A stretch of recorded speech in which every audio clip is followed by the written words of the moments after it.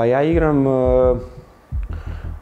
momka čije se ime i prezime ne zna u seriji, ali ima nadimak Bambi.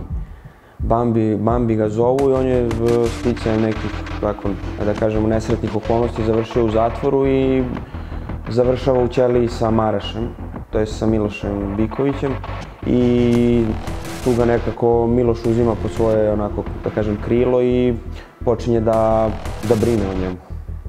I tu kreće da se razvija polako njihov neki odnos i prijateljstvo u zatvoru.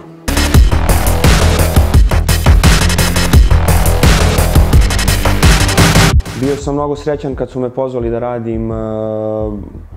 radim nastavak, da radim seriju Južni vetar, s obzirom da sam veliki fan filma i da sam gledao film i da me oduševio kako je napravljen, jer je stvarno urađen na jednom velikom, ako je da kažem slobodno, mogu da kažem svetskom nivou.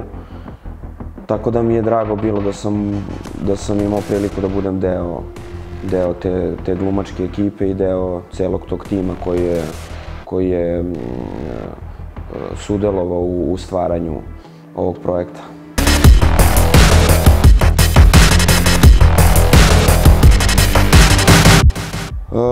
Pa imao sam inspiraciju da ono kao mlađi i sad volim da gledam te onako akcione filmove i veliki sam fan trilera tog žanra.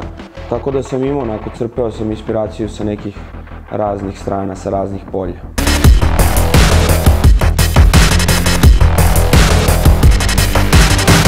Da, omiljeni lik iz Južnog vetra mi je Nebojša Glogovac, zato što je tako predstavio taj lik sa malo sredstava, a jak je, energičan je, istinit je, tako da Nebojša Glogovac.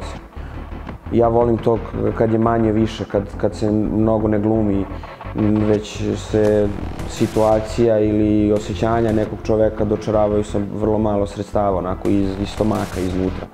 Što je on to onako radio najbolje i na visokom nivou. Tako da i mi mladi glumci imamo dosta, ostavio nam je da dosta učimo od njega.